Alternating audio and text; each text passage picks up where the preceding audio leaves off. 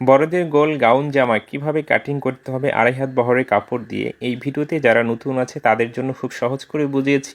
ভিডিওটি শেষ পর্যন্ত দেখলে আপনি যদি কখনো দর্জি কাজ করে নাও থাকেন, এই ভিডিওটি দেখার পরে অন্তত আপনার গোল জামা কাটিং ও সেলাই শিখে নিতে পারবেন। চলুন তাহলে জামাটি কাটিং করার জন্য কাপড়টি আমাদেরকে এভাবে চারিপাটে সুন্দর করে বিছিয়ে রাখার পরে নিচে 1 থেকে 2 ইঞ্চি এক্সট্রা কাপড় রেখে একটি মার্জিন করে নিতে হবে। ওকে, এইভাবে মার্জিনটি করে নেওয়ার পরে এই মার্জিন থেকে আমাদের প্রয়োজন অনুযায়ী লম্বার মাপটি নিয়ে নিতে হবে।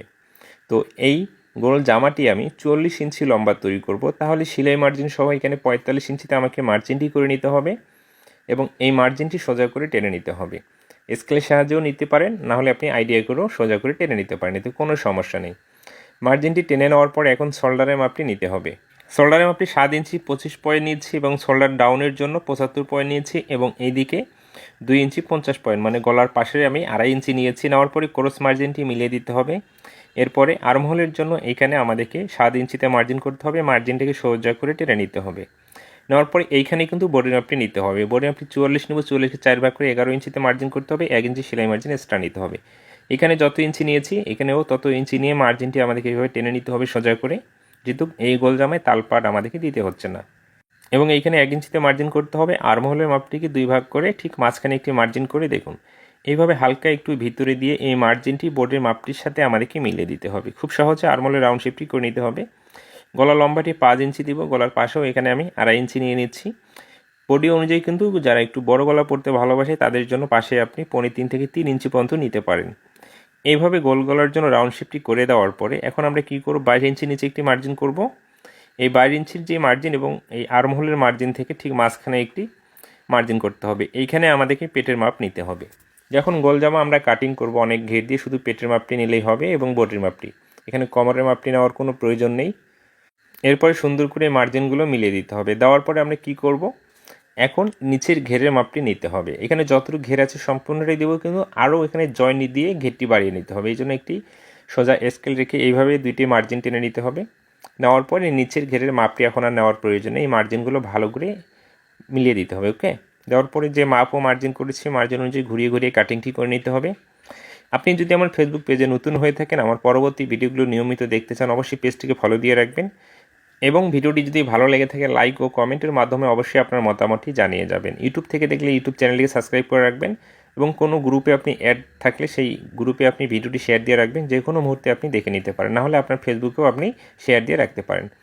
এরপরে দেখুন নিচের ঘেরে কিন্তু আমাদেরকে জয়েন্টটি দিতে হবে। জয়েন্টটি দেওয়ার জন্য একটু টুকরো কাপড় কাটিং করে নিয়ে সাইড থেকে এবং পায়ের অংশটি আমাদেরকে বাদ দিতে হবে, তাহলে জয়েন্টটি দেওয়ার পরে এখানে টেনে ধরবে না। এইভাবে 1/2 ইঞ্চি উপরে উঠিয়ে রেখে এখানে পিন আপ করে নেব।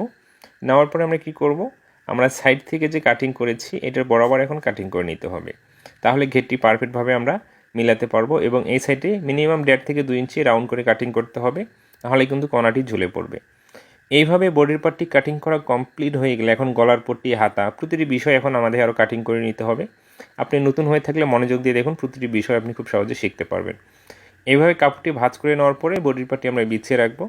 রাখার পরে গলার যে মাপ আছে, আমরা যে মাপে কাটিং করেছি ওই মাপে গলার পট্টিটিকেও আমাদেরকে কাটিং করে নিতে হবে। এইভাবে কাটিংটি করে নেওয়ার পরে বাইরের দিকে 1 থেকে 1.5 ইঞ্চি এক্সট্রা কাপড় রেখে বাকি কাপড়টি কাটিং করে ফেলে দিতে হবে।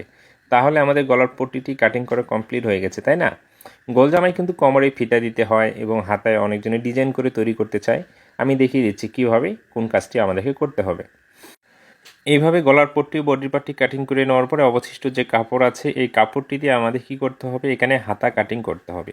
হাতা কাটিং করার জন্য কাপড়টি এবার ডাবল করে ভাঁজ করে রাখতে হবে, তাহলে 4 পাটে এখানে আমরা বিছিয়ে রেখেছি, তাই না? এরপর একটি মার্জিন টেনে নিতে হবে। হাতাটি ডিজাইন হাতে তৈরি করব, তাই এই জন্য আমি 12.5 ইঞ্চি লম্বা নিচ্ছি এবং 4 ইঞ্চি নিচে একটি মার্জিন করতে হবে আর্মহোলে রাউন্ড শেপ করার জন্য। আমি ভালো করে দেখিয়ে দিচ্ছি 4 ইঞ্চি নিচে। এই মার্জিনগুলো এখানে আমাদেরকে মিলিয়ে দিতে হবে স্কেলের সাহায্যে সোজা করে। এবং হাতের মুখে যে ডিজাইনটি দেবো সেই কাপড়টি এখানে 7 থেকে 8 ইঞ্চি লম্বা নিতে হবে। হাতের মুখের মাপটিকে 2 ভাগ করে 1 ভাগ নিতে হবে। বডির আর্মহোলটি মেপে যত ইঞ্চি আসবে ঠিক তত ইঞ্চি কিন্তু হাতের আর্মহোলের লুচের মাপটি নিতে হবে, তাহলে সেলাই করার সময় ছোটো বড়ো হবে না, তাই না? এভাবে মিলিয়ে নেওয়ার পরে এই মার্জিনটি সোজা করে টেনে নিতে হবে। নেওয়ার পরে এইখান থেকে দেখুন আমরা রাউন্ড শেপটি করে দেবো। এই মার্জিন ঠিক মাঝখানে আসার পরে এখানে ডাউন হবে, আবার এখানে মিলিয়ে যাবে। এইভাবে যে কোনো হাতের আর্মহোলের রাউন্ড শেপটি আপনি করে নেবেন, হাতা খুব সুন্দর ফিটিং হবে। যে মার্জিনগুলো করেছি আমরা, এই মার্জিন অনুযায়ী এখন কাটিংটি করে নিতে হবে।